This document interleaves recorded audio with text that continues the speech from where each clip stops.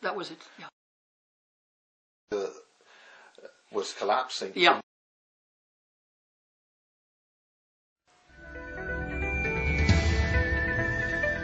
With the loss of major sections of the original interviews by sources and beings unknown, we return now in the summer to reshoot the lost interviews with Rauni Kilde.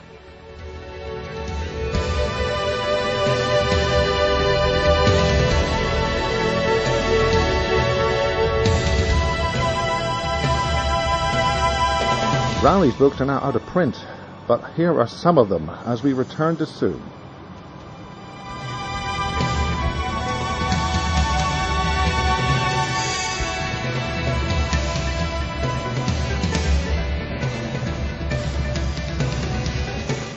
We start with an important conference in Moscow held just before the breakup of the Soviet Union, where top US military were in attendance.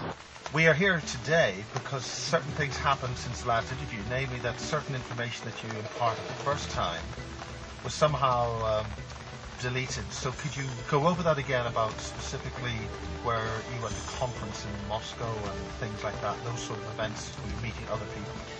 Yes, it was interesting to find out what parts of the interview were deleted, which to me show that those are the parts that people should not know.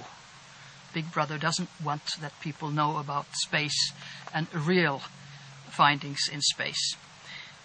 This Moscow conference was opened by General Popovich, a cosmonaut, and Dr. Ashasa was the chairman, and I did not know at that time that he was also chief of Navy intelligence of the Soviet Union. This standard gives UFO conferences to general public, which was incredible in my mind. At the end... So this was open to the general public yes, in Moscow as well? Yes, but we were only 4 from the West. They were all over from the Soviet Union at that time. And those from the West, there was an American general, Army's intelligence chief, can you imagine? And his... Can you name him? Yes, General Albert Stubblebine, and his now wife, psychiatrist Rima Leibov, and Victoria, who was a journalist and now married to Colonel John Alexander, who is very, very knowledgeable about space, UFOs, and mind control. And at the end of the conference, I was asked if I would like to see something very specific, and I couldn't understand what. I said, sure, what do you want to show me? And they took me to the cellar of this institute, and it was behind so thick iron doors, several of them, 3, 4, I recall, and I thought, what is this? This is like going to a secret vault of the bank.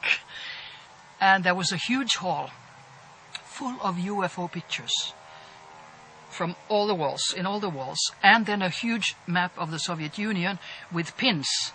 And I stopped immediately and said, what are these? They ignored my question. I thought that they could have been landing sites of UFOs.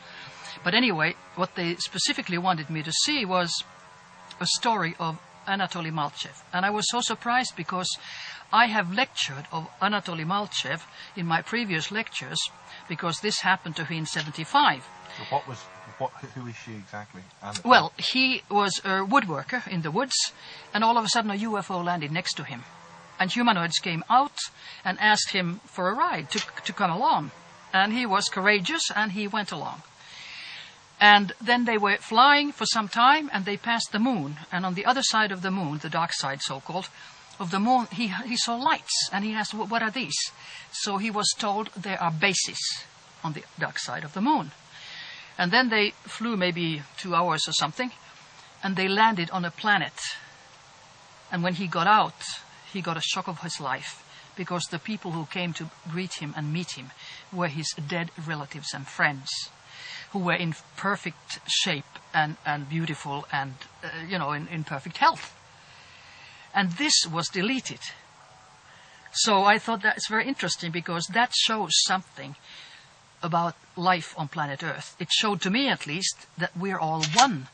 ETs, the dead, which we call the dead, the energy of the dead, is not dead, but just continues. Were they and us. Their souls, perhaps? Or well, you can call them. I mean, I would use rather not religious term like soul, I would say energy bodies. We are light energy, beings of light. And that was there. It was not in the physical, even it looked exactly like the physical in the last reincarnation. And if somebody was blind or deaf or had an amputated arm, they were whole. Because all these are in the physical body, they are not in the light body. Your light body cannot have any defects. And that maybe explains the medical phenomena of a so-called phantom touch.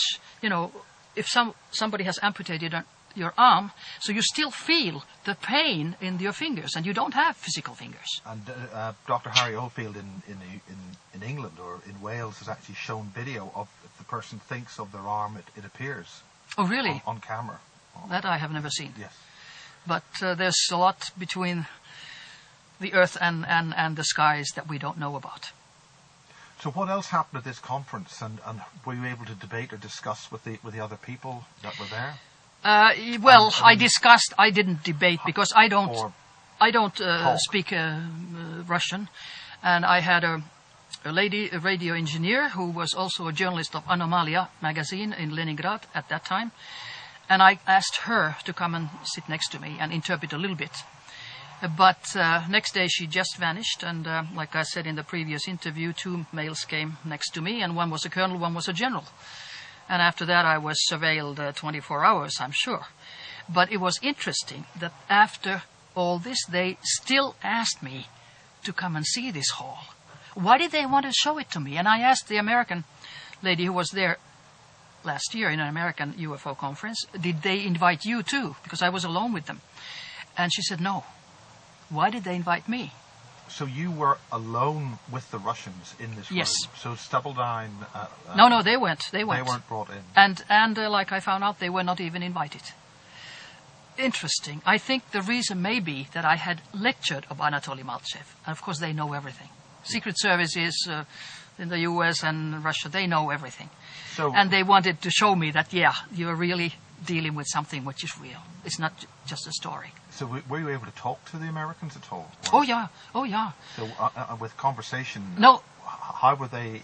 I did not talk about this because this was at the end of the conference, yes. and we left. But how did such a senior, high-ranking American group be in Moscow? This is before the Soviet Union broke up. Yes, it was just about breaking up. Yeah.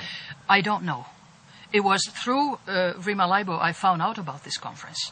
So it seems to me that Russia and US have very, very much in common with the space exploration, and it's only we, usual people, who don't know it, because they act as if they would be, confronting each other. No, they're big bells, like... But more importantly, on this level of ufology.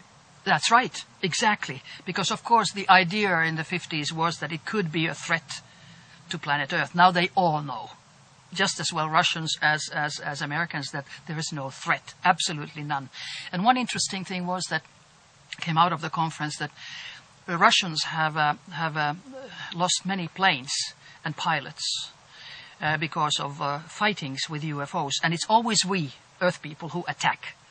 But of course their technology is maybe thousands of years ahead of us, so we always lose. And now it was stated there in the conference that now it's an order in Russia not to attack, because we always lose. And why should they lose their pilots and planes? So they know that they better let them be alone. But it came out also that there are, of course, 2 dimensions to the UFO question. A member of Soviet Academy of Sciences stated that, of course, it's a mechanical one. I mean, it is a mechanical device that flies like a plane. But then there is the pilots, the humanoids, and then that comes to the consciousness of the pilot and the consciousness of human beings. Now, that seems to go together. And they also, which I think is one of the worst things that they don't want people to know, is time travel. They come from our future.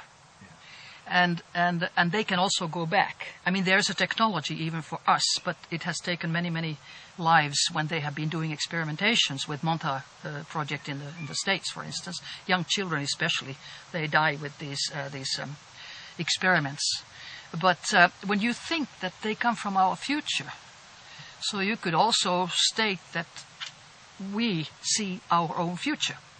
because a man is a mind, not a body, and we're multi-dimensional, which is something which is very hard for people to understand. But if you think that in your dreams you are also in another frequency, and in your dreams you can go wherever, and we think that dreams are just a product of stress or your experiences and a product of your brain activity, because today's medicine still holds on to the old paradigm that it's your brain that thinks, it's your brain that is the thing. It isn't. It's like a projector. Film is much more important than the projector, because projector can go kaput, or something goes wrong. So, okay, you take the film and put it into a new projector, and it continues. That's exactly how a human being should be thought of. A human being is a consciousness, absolutely a consciousness, and can travel anywhere in the universe. And especially as proof, I would say that U.S. military is training special officers into out-of-body experiences for espionage. Yeah, the remote viewing, that's why Alexander was there. Exactly. Yeah. And also for space travel, because space travel is not that dangerous when you're out of your body in an energy form than if you are in a spaceship, which can go, like we have now read, I just have to laugh, that their toilets go kaput or something like that. Yeah. That's the big news. But what really happens in space, that is never talked about, because NASA is a military, not a civilian institution like we think. And of course their secret astronauts and their secret programs to other planets, Mars, etc., and even further, are never revealed. I think it takes about 50 years before they really... Well, of course, hacking into somebody's computer is criminal. Yes, so in that respect, but also it was so sensitive information that he gave that added to his destiny in a way. But I'm happy he did that. That should be announced more and more, even if people are harassed when they come out with this. I know it from my own experience. I mean, there are very few days in the whole year that I'm not harassed by neighbors or by somebody else. And I've been always harassed when I have given an interview or a lecture or written an article or written a book or whatever. Then it really comes back, like, revenge. So since the last interview, you were wearing certain things and they... Yes, I just changed clothes this morning, and I was looking at... I thought maybe I should have the same clothes on, but... all of a sudden, the shirt that I had on with little bricks, gone. I bought it in the States, so I was really mad that it's gone. The same thing happened when I came from a non-lethal weapons conference in Germany. In 3 days, some Norwegians came in and made an interview, which is on internet, in insynsspeilet.no. And the very nice violet jacket that I had, a silk jacket, I loved it. It was very good, and the color was, transformation type. That was gone the next day. So always something is gone, and every time I come home I see, what have they taken now? It's usually small things, but it's always emotional things. And the funny thing is, really, that what I concentrate my self on, like I had a old compass from my father. I took it from the drawer and looked. Remembered I was 15 when I got it, an old compass, still working fine. I put it back into the drawer. In a few days I took it again, was gone. Another thing... So do you think that you've got company, invisible company? I don't think so. I don't think those were dematerializations, but of course I can't prove it. I think it was somebody coming in. Anyway, it's somebody who sees with my eyes and hears with my ears, and they can have a wall-through-wall radar in the next house if they want to. And every time I go out, somebody bangs the doors or, surveillance. And also, when I looked at some porcelain thing with lobster signs, oh, I'm glad they haven't taken this. Next day I saw it was gone. So they always react to the things that I concentrate on. I look at a photograph, well, I'm glad this I still have, it's gone. So either they are using this technology of remote viewing, mind control, whatever, through the satellites, or then it is physical, somebody is following with a radar through the walls. And of course that is always in a neighboring house. Oh yeah, they know. They even know your thoughts. And faster than we do, as I've mentioned. Our brain is very, very slow. Well, I've been dealing with, in the conferences, with remote viewers, talk to them.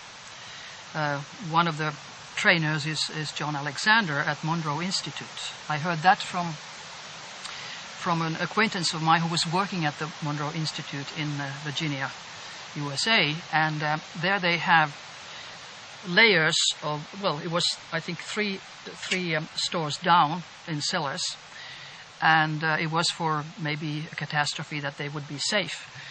And the people had to stay in a tiny little studio room with a bed and a little table, and they got things over their ears, and then the leader, whether it was John Alexander or somebody else, because he was dealing with the military personnel, but then there are civilian courses too. Yes.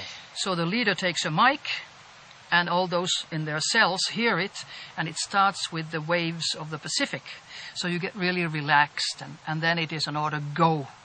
And where do you go? That is, you get out of your body, and you go to a Pacific island, for instance. It's a military base. It's always military, of course, Yeah. because that's what they're interested in seeing. And then you go around, hovering around, you see everything, and come back and report. You can go to other planets. You can experience things. You can also go to the frequency of your dead relatives, and you can see them and talk to them. Well, I think it is, because Hollywood movies are often based on reality. Think of, movies like Control Factor. Yeah. From 2003. It shows exactly how mind control is done. It's old-fashioned technology, of course. They don't show today's technology. You know, they screw your neck with a device, but you don't need to, because the smallest ones are 2 micromilli. So, you know, it's old technology, but the idea is that they microchip you, and after that they control you. Totally. How does one try to combat this kind of mind control? I think number one is awareness. You have to know that the technology exists, and it's nothing to do with pathology or you know, that you're not crazy or whatever. But there's a good exercise. I just read it from a German doctor, that you can sort of, for just 1 minute, do certain exercises. Like this, for 20 seconds, you sort of disassociate. Yes. Then do the same with your ears for 20 seconds, and then do this 2-3 times a day. I couldn't understand how that could work, but I've done it, and it does work. It does work. So that's one thing that you can do. Does this sort of subtly release tensions in the muscles of the, Yeah, of the brain? that's right. Does it Yeah. feed- or the That's mind? what he seems to instruct. So at least that's something that you can try. And then you have to tell others, because even if they don't believe you, then somebody else tells them. Somebody else, a 3rd, 4th, 5th person, then they start seeing that there's something terribly, terribly wrong with planet Earth today and the people who are on the top. Well, you can do it with many, many, many kinds of things, but I think the very usual one is with electromagnetic fields. You're being beamed at a certain frequency. And when that frequency hits you, they have certain frequencies for certain feelings. A feeling of touch, of eyes, of ears, whatever. They have each frequency. What sort of frequencies are we talking about? Are we talking extra low frequencies? ELF? Well, like some 25 hertz or 9 hertz or whatever. Yeah. And then another thing is they are using drugs. And for instance, is this in our food? I mean, we've heard of the fluoride debate for fluoride in water. well, that's one way. I mean, putting into water and putting into your food all kinds of things that are not good for you, and they know it very well that they're not good for us. That affects also your brain activity and your psyche. But that's involved with the food which the European Union are forcing on us. The types of yeah, chemicals. well, Americans are mostly forcing it. You know, the American companies, but with gene-modified food and things like that, and we do not know, and nobody knows what's going to happen, because they experiment on long range, and we don't know what happens in a year or 20 years. Just like we don't know what happens, except we start knowing now what happens with mobile phones in 20 years. You know, they cause brain tumors and blindness and deafness and cancer and whatever. It's totally, totally known. But it's experimentation on a long range. Do you think that those frequencies and those devices are specifically selected to test on us? Do you think they're changing the species or trying to kill us or change us or whatever? Well, at least they're making us very sick. And since the goal that I have read of the elite, if I can use that word, is to diminish our population on planet Earth by at least 2/3, maybe even 5 billion. So that's very, very negative. Can you explore that more? I mean, we're facing this new disease which is coming out, the swine flu. Oh, that's just rubbish. What's that is really rubbish. It's not the swine flu that's dangerous, it's the injections. Because it's supposedly, it's not only swine, but it is human virus mixed with swine virus, mixed with bird virus. And of course, behind the whole thing is to diminish world population, because it's very toxic, and to get milliards and milliards and milliards into the pockets of those who put them out. Rumsfeld is an owner also in one of the big drug companies. And since they want to diminish the population, so they start saying that children and pregnant women are the first ones. Eliminate the next generation. So you've been trying to alert certain governments about this? Not governments, but I have written information to Finland, because I don't think it's going to work. Because even if WHO... It has been tried before in the late 70s? Yes, 76 they had in the States the swine flu, and it was stopped, the injections, after 3 weeks, because so many people died or got Guillain-Barré syndrome, which is their neurology was destroyed. So now they're making a little adjustment and doing it the same. And before that, they have also made sure in the States that people don't get compensation for the damage in their health, because previously, 76, they had to pay big amounts. Like, in the States, their compensation is big when you destroy somebody's health. But now they have a law in the States that these companies are not liable, nothing in compensation, if the patient is killed or if the patient is sick for life. So they have really thought about it. So they can poison us and kill us and get away with it scot-free. That's right. So how is this happening? How are so many governments allowing this to just happen? Because they're not allowing it yet, because nobody has done anything yet. They are just having a scary program in the mass media. All mass media says, oh, it's going to be terrible. Now it's something, bang. It's a scary propaganda. And people get scared because they don't know.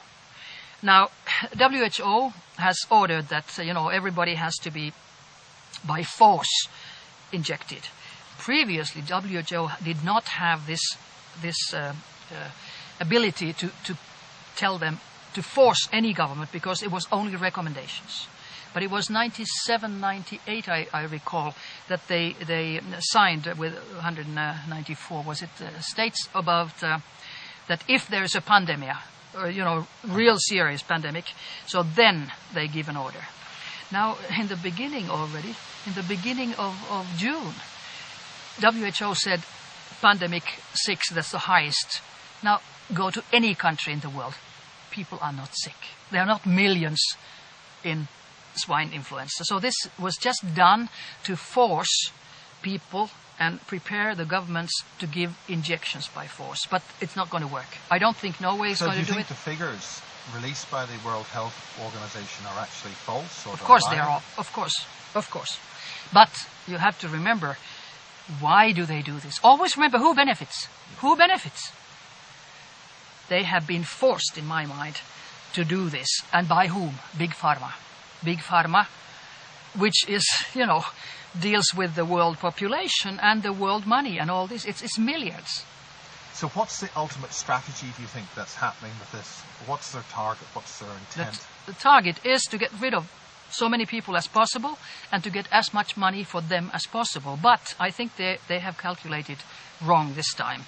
Because already in the Bilderberg meeting, 14th and 15th of May this year, 2009, in Hellas, there was almost a split when they were discussing this. And I can well imagine that people normally, attending, do not always agree with Mr. Kissinger's plan to eliminate a great deal of world population. And now, for instance, yesterday, the Finnish government made a decision, changed laws, which is very interesting, changed laws that swine influenza is not anymore on the list of being a dangerous, serious, contaminating disease. And that means that, of course, then people have to pay for themselves. It's a money question too. But in my mind, of course, this is a legal question for the lawyers. But in my mind, if something is not a dangerous, contaminations disease, you cannot be forced to take an injection, right? So I think they were very, very smart. Also, I just read that from the Folk Institute of Health in Norway, that director had said that there has never been many meaning to force people to take, but they can take an injection, and I hope nobody does, especially not children, especially not pregnant women, and actually nobody. Where do you think the strategy of all these kind of things, the mind control and the involvement with kinds of ETs, is there an extraterrestrial element here? A very good question, because of course... In other words, how much in bed are the secret authorities in bed with the authorities? There's a lot of disinformation, especially from the States. They claim that they have ETs in Area 51, and one specifically, a gentleman I know from UFO conferences stated that he has been sitting in the same table with an ET, and they put on a was it blue or white shirt on him so that he would look more human. I think that's just BS. But the contacts that exist are both physical and mental, and I think the mental contacts are much, much more important because they happen with just anybody. The physical contacts with the military, when there's a crushed UFO, and if they get alien bodies or if they get alive aliens like it has been claimed, and I don't doubt that that couldn't be true, so they get a lot of information. But it is not that aliens, so-called, would be dictating to us what we are doing. This is a free planet, and we have free will, and this is in my mind, it's also an experimentation planet, because they have, in some planets, humanoids, people, intelligence beings, that have kind of a group intelligence, and they have a lot of clones. And we are just starting, in my mind, to have human clones. Although in 1977, I was told already at the TV in Utah, they have had a clone on TV. But of course, there's no difference in cloning a human and cloning an ape or cloning a sheep or whatever. It's the same technology. And easier than that, of course, is to microchip the human population. Then they become biological robots. Oh, absolutely, absolutely, because the elite wants only the elite and slave class. They don't want the middle class, because middle class can, well, create a revolution. Yes. But slave class doesn't. And, of course, the elite just thinks that they are the ones who will have all the benefits and nobody else. I think David Icke has gone a little bit too far when he calls certain members of the British royal family, for instance, for lizards and whatever. I mean, in a way, if you think that man is a mind, not a body, and we're multidimensional, so a part of our energy could be in different dimensions at the same time, just as well in different planets. But to draw it into here and call people, whatever, lizards or aliens, and no. Again, our energies are multidimensional, can come from different places at the same time. What kind of space contacts have you had? I've had previously all kinds, mostly the psychological, in dreams or in hypnosis, but also physical. I remember I was at that time in Rovaniemi, chief medical officer, and I had a friend visiting me. She was an actress, a young actress. Sorry, this is in Finland? This is in Finland, at the Polar Circle. Young actress who was about 78, I think, around that time. And I had met Andrei Puharich, who is now deceased, but he was a involved doctor. with Yuri Geller and the Council That's of right. Nine. Yeah. And I had dinner with him once when we were both lecturing at the University of Wisconsin about UFOs. And he invited for a dinner date, and then told me that he and Yuri fly with UFOs. And I looked at him and I said, look, you're a respectable medical doctor. How can you tell me stories like this? And he said, but this is absolutely true.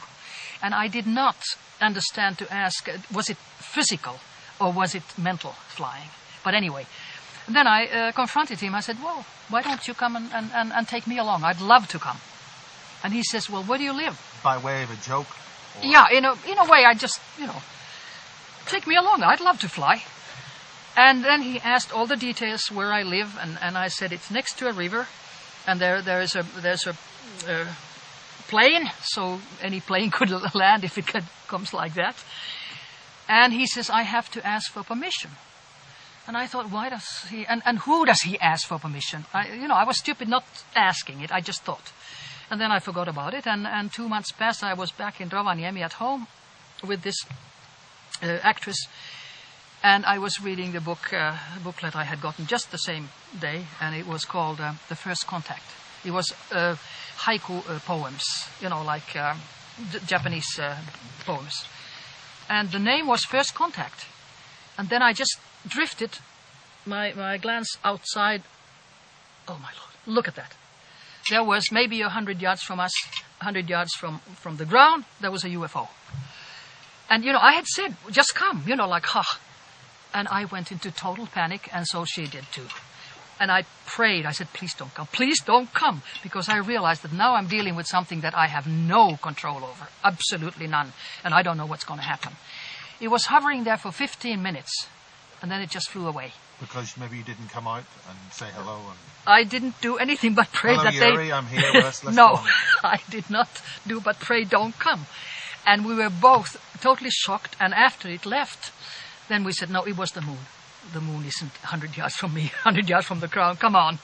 And we tried to make normal explanations, and we couldn't. So in what way? Was this at night time? Or? It was evening, yeah, it was evening. Yeah. And the next morning, I opened the papers. Yeah.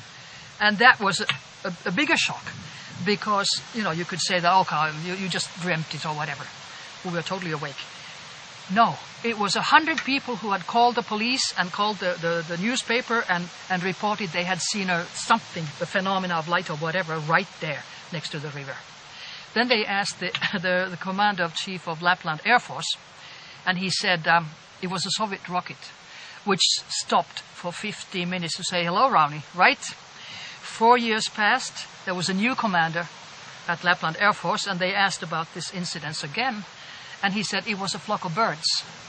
I don't think that our standard, which is very, very internationally high, is that low in the Air Force.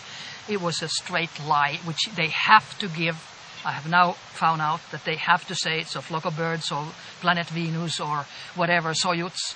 They have to say that if they have had no permission to say that it was a UFO. And usually they never have permission.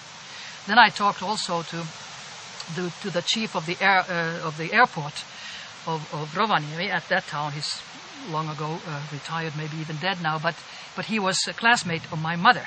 So that's why we started talking, and I asked him, have you ever seen? He said twice he's seen a UFO pass past the Rovaniemi airport. Isn't that interesting? Nobody has ever written about that. Well, I only have a couple things that I want to stress very, very much. And that is, number one, man is a mind, not a body. So we are energy. Number two, we cannot die. We can never die. Our body dies, yes, but we are not our body. And then we are absolutely not alone in the universe.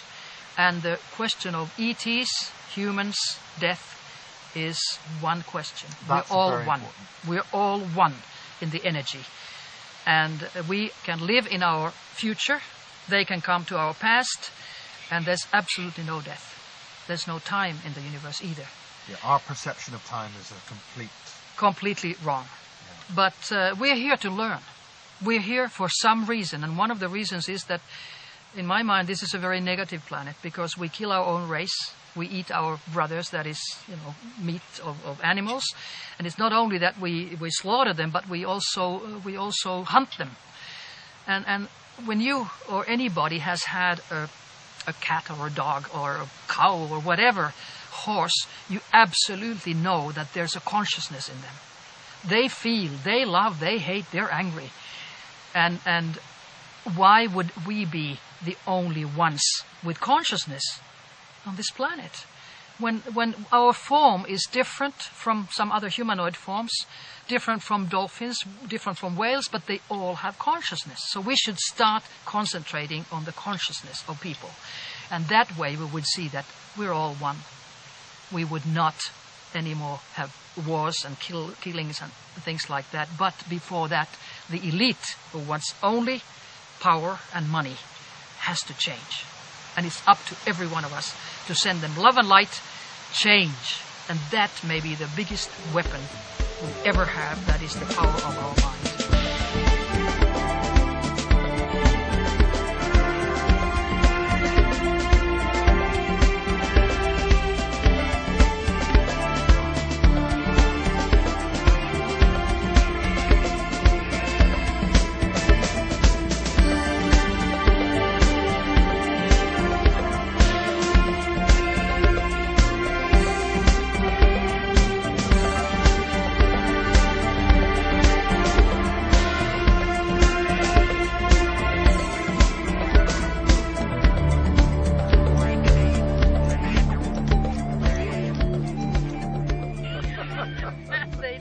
Now we have the sun.